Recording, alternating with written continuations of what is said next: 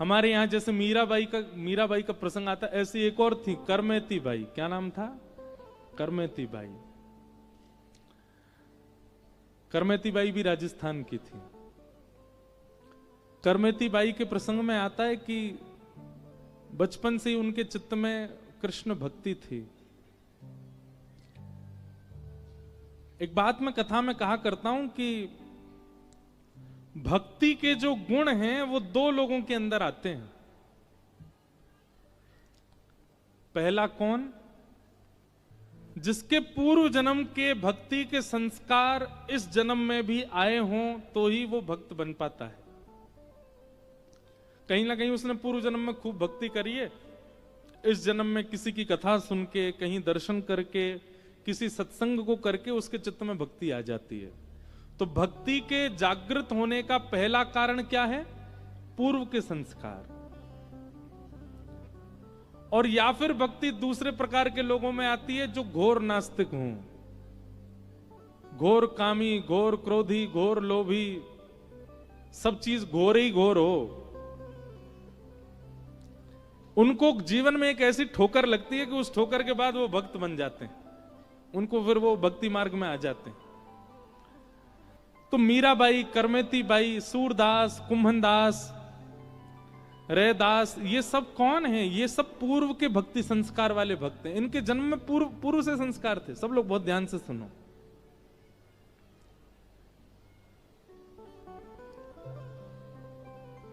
Karmeti by बचपन से कृष्ण भक्त।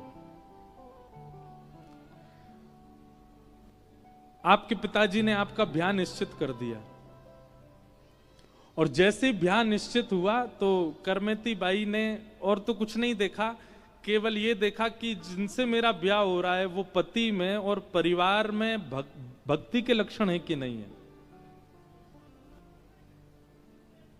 यहां जो भीतर बैठे हैं भैया, थोड़ी ना शांति रखें, बस कोई आवे जावे बिल्कुल शांति से। आपको नहीं पता बाहर लोग कितने धूप में बैठे हैं। ये देखो यहां से पंडाल खुलना शुरू हो गया। तो जो लोग ध्यान से बैठे हैं, वैसे एक बात बुरा नहीं मानिएगा, सबसे ज्यादा ध्यान से पता है कौन सुनते हैं? ये जो बैरिकेडिंग है इससे पीछे वाले सब लोग बहुत ध्यान से सुनते हैं। बस आगे वाले थोड़ी सावधानी रखा करें, इसलिए हम पीछे ही देखते रहते हैं, आगे वालों को देखते ही नहीं, उनकी बातें खत्म नहीं होती। तो इसलिए हमारी प्रार्थना है, बहुत भाव से आपको आगे बैठने का अवसर मिला है। आगे वालों को तो 3 घंटा पलक भी नहीं झपकनी चाहिए, इतना भाव से सुनना चाहिए। और आगे वालों से एक और निवेदन है हमारा कि व्यास से पूर्व ही कल आके बैठ जाइएगा। पीछे वाले बेचारे देखो कब आके बैठ जाते हैं, और यहां अभी एंट्री चली रही है, तो इसलिए आगे वाले थोड़ा सा अपने इस उपयोगिता का सावधानी से इस भाव को उपयोग करें कि पहले ही आ जाया करो, बहुत सावधानी से सुनो। तो करमेती बाई ने जब देखा कि मेरे जो जिनसे मेरा ब्याह हो रहा है, ना तो वो वैष्णव और ना वो परिवार वैष्णव, कैसे रहूं मैं?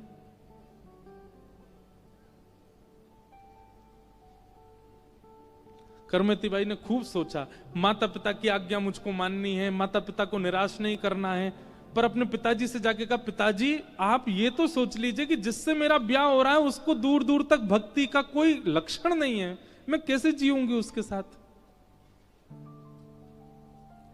लेकिन प्राचीन काल में माता पिता, हो जाएगा बेटा, तुम सब कर दोगी, तुम्हारे साथ रहने से फिर हो जाएगा। करमेती बाई बोली, मैं अवसर नहीं देना चाहती हूं अपने आप को या किसी और को, ये मेरा अंतिम जन्म है, मुझे इसमें अपना कल्याण करना है। मैं अब ये देखूंगी नहीं कि उसके साथ जाके उसको फिर भक्त बनाऊं, जिसमें अभी से ही संस्कार मांस मदिरा आदि के हैं, वो कैसे भगवत भजन करेगा? लेकिन पिताजी नहीं माने। अच्छा कुल है, अच्छा खानदान है, अच्छा सब संपत्ति है, कोई बात नहीं। करमेती बाई बहुत परेशान हो गई। जिस दिन करमेती बाई का ब्याह था, जैसे जैसे बारात आती जा रही है, करमेती बाई इतना चिंतन में कि क्या करूं, कान पकड़ के कक्ष में ही क्षमा मांग ली माता पिता से और द्वार पर बारात आई और करमेती बाई वृंदावन भाग गई, उसी समय छोड़ के चली गई घर।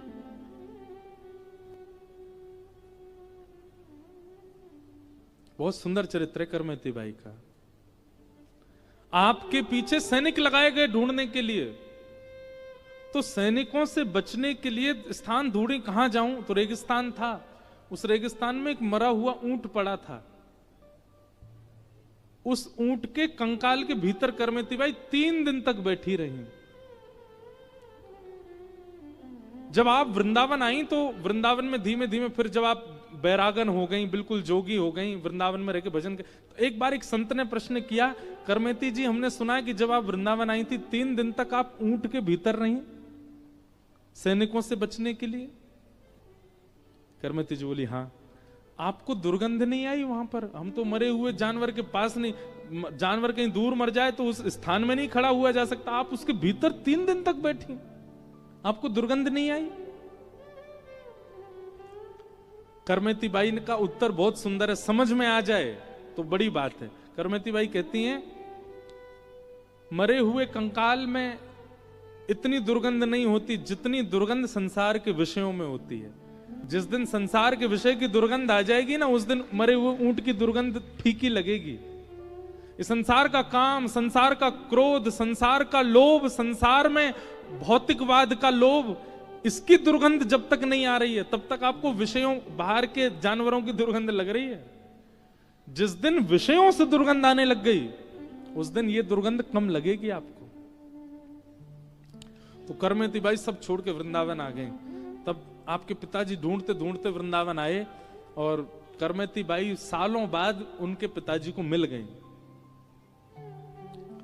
तब करमेती बाई से उनके पिताजी ने कहा, बेटी तो अपने आप को भक्त कहती है, अपने आप को साधक कहती है, और एक माता पिता को रोता बिलखता छोड़ के आई। और रोना बिलखना बात एक है, तूने तो हमारी नाक कटवा दी नगर के आगे, बारात द्वार पर आके तू भाग गई। तो करमेती बाई, देखो इस प्रसंग का गलत अर्थ मत निकालिएगा, लेकिन प्रेम अतीत होता है तो व्यक्ति धर्म पर चिंतन नहीं करता। करमेती बाई हाथ जोड़ के पिताजी को प्रणाम करती हैं और पिताजी से कहती हैं, पिताजी क्षमा कीजिएगा, नाक उसकी कटती है जिसकी नाक होती है, और नाक उसी की होती है जो कृष्ण के होते हैं। आपकी नाक कैसे कट गई? नाक तो मेरी कट जाती अगर मैं उससे ब्याह कर लेती, तो नाक तो मेरी कटती अगर मैं ऐसे खानदान में जाती जहां मांस परोसा जाता है, जहां कृष्ण भक्तों की उपासना, अवहेलना की जाती, उपहास किया जाता है। और उसी वक्त अपने सेवा के गोपाल जी अपने पिताजी को दिए। पिता ने कहा कि अब हम कैसे जिए, तुम्हारी मां इतनी व्याकुल रहती है।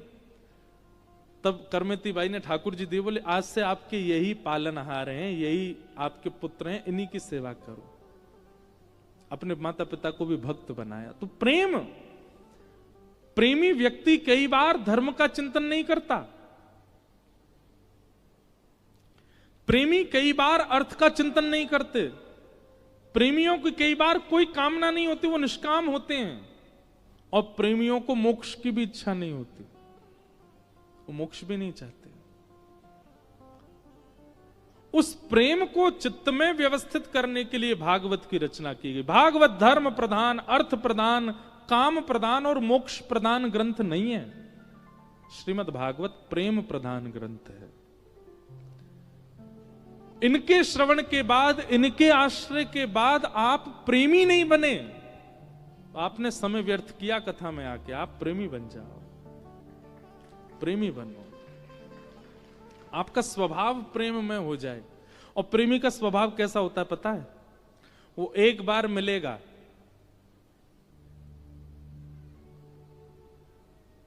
और मिलने के बाद जब जाएगा तो उसका स्मरण आपके चिंतन से नहीं जा पाएगा। उसकी क्रिया, उसका स्मरण आपको भावुक कर देगा, उसकी चर्चा आपको व्याकुल कर देगी। ये प्रेमी का स्वरूप होता है। वो जिनसे मिलता है वहां अपनी लंबी छाप छोड़ के जाता है। प्रेमी व्यक्ति का लक्षण है। हमारे ब्रज के रसिक संत, एक बार यदि आप मिल लोगे उनसे, आप भूल नहीं पाओगे उनको। उनका चिंतन, उनका स्मरण, उनका भाव सदैव चित्त में बना ही रहेगा। क्यों? क्योंकि वो प्रेम युक्त है। धर्म युक्त व्यक्ति का 2 रात्रि तक स्मरण हो सकता है, पर प्रेम युक्त व्यक्ति का स्मरण तो मरते दम तक रहता है, उसकी स्मृति नहीं जाती चित्त से। उस प्रेम को स्थापित करने वाली चित्त में श्रीमद् भागवत। तो वेद व्यास जी ने किस आश्रय से भागवत जी की रचना की? प्रेम। अब प्रेम बात कहूं तो प्रेम पर ही इतनी चर्चाएं याद आती हैं। अब करमती बाई याद आई, रसखान याद आ रहे हैं, कुम्मनदास याद आ रहे हैं, कृष्णदास याद आ रहे हैं। कल रात में अनुश्री जी, कुम्मनदास जी के, हम देखो ये भी कितना अच्छा भाव है ना कि कथा के बाद भी कोई संसारी चर्चा नहीं हो, तब भी भगवत चर्चा ही।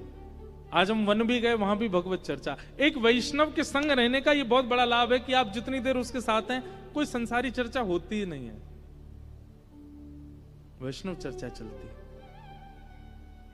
कुम्मनदास, उनके चरित्र में ऐसा वर्णन आता है कि इतने दीन थे, इतने गरीब थे कुम्मनदास। गरीब शब्द बोलने में मुझको थोड़ा अटपटा लगता है, इसलिए मैं दीन बोलता हूं। इतने दीन थे कि उनके घर में तिलक स्वरूप लगाने के लिए शीशे की आवश्यकता होती है, शीशा भी नहीं था। कठौते में जल भरते और उसमें अपनी छाया देखते और छाया देख के तिलक लगाते थे। कुम्मनदास जी के इस त्याग को देख करके ठाकुर जी इतने ही रीझ गए कि कुम्मनदास जी की गोद में स्वयं ठाकुर जी आ जाते थे। और स्वयं ठाकुर जी, छोटे से गोपाल जी आके कुम्मनदास जी की गोद में बैठते और सुबह सुबह नहा धो करके कुम्मनदास जी जब तिलक स्वरूप कर रहे होते सोई ठाकुर जी आ जाते। ठाकुर जी कठौता के जल को तो फैला देते और कहते, ए कुम्भना, तेरी आरसी तो मैं हूं। आरसी मतलब शीशा, तेरो शीशा तो मैं हूं। और ठाकुर जी अपने छोटे छोटे हाथों से कुम्मनदास जी का ऐसा मुख पकड़ते, बोले हाँ कुम्भना अब तिलक लगा। कुम्मनदास जी तिलक जैसे रखते, ठाकुर जी कहते नेक नेक इधर कर, नहाने के इधर कर, हम अब बीच में अब लगा ले। और जैसे किस देख टेढ़ो जा रहा हो, सीधो कर या सीधो कर, हाँ लग गयो। अरे वाह कुम्भना कितनो सुंदर लग रहा है, देख मेरो कुम्भना कितनो प्यारो। कुम्मनदास जी के नेत्र सजल हो जाते, ठाकुर जी उनसे तिलक लगवाते। क्यों? कुम्मनदास धर्मावली नहीं है, कुम्मनदास अर्थावली नहीं है, कुम्मनदास कोई बहुत बड़े सिद्ध नहीं है, कुम्मनदास प्रेमी है। उनके चित्त में प्रेम है। इसलिए हमारी प्रार्थना है भैया, कलयुग में सिद्ध, कलयुग में तपस्वी, कलयुग में वैरागी, विरक्त होना बहुत मुश्किल है। हम निंदा भाव से नहीं कह रहे हैं, पर हम जानते हैं, बहुत नजदीकी से देखते हैं, इसलिए हम कह रहे हैं बहुत मुश्किल है। पर कलयुग में प्रेमी बनना बहुत सरल है, बहुत सहज है। प्रेमी बन जाओ और वो प्रेम श्रीमद् भागवत से आएगा चित्त में। मीराबाई का स्वभाव था, आप किसी काले व्यक्ति को देख करके बोलोगे, मन में सोचोगे, बोलोगे नहीं, क्या बोलोगे? काला है, ठाकुर जी ने इसको काला बनाया है। किसी नाटे व्यक्ति को देख के बोलोगे, ठाकुर जी ने इसको नाटा बनाया। किसी लंबे, ओ ठाकुर जी ने कितना लंबा बनाया हो। किसी मोटे को देख के कितना खाता होगा, मोटा हो गया है। किसी पतले से वो बड़ा ध्यान रखता है, पतला है तभी। पर प्रेमी व्यक्ति को ये सब नहीं दिखता। प्रेमी को तो हर स्थिति में श्याम सुंदर ही दिखते हैं। मीराबाई किसी सांवले व्यक्ति को देखती तो उसको देख करके नेत्र सजल हो जाते मीराबाई के, और वो सांवला व्यक्ति कहता, बाई जी आपके नेत्र सजल क्यों हो रहे हैं मुझे देख के? मीराबाई कहती, तुम पर कितनी कृपा की ना ठाकुर जी ने। क्यों? अपना वर्ण तुमको दे दिया है, अपना रंग तुमको दिया है।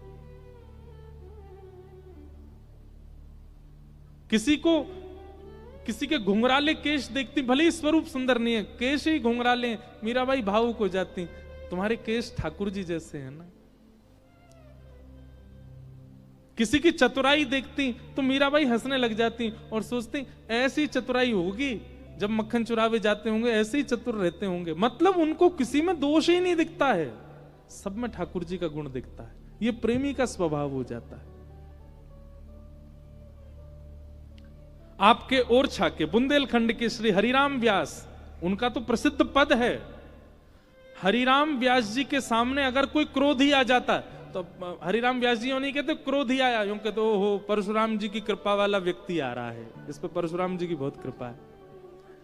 कोई बहुत लोभ ही आता, जिसको धन की बहुत इच्छा होती, हरिराम व्यास जी कहते इस पर बामन भगवान की बड़ी कृपा है। बामन भगवान भी लेने गए थे ना बलि के यहां। ये प्रेमियों का स्वभाव होता है कि वो जित देखो, जिस व्यक्ति को देखो, उसके गुण, उसके स्वभाव में भी ठाकुर जी को देख लेते हैं। ये प्रेमी का स्वरूप होता है। और ये प्रेम भागवत से आता है।